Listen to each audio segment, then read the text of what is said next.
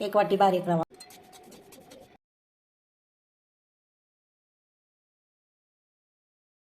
ही केळ्याची paste अगोदर नाही बनवून ठेवायची, नाहीतर काळी पडते.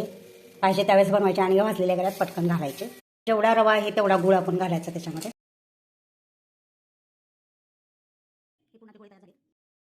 गव्हाचं पीठ घट्ट मळून पाणी ओतून एक 10-20 मिनिटं भिजत ठेवूया.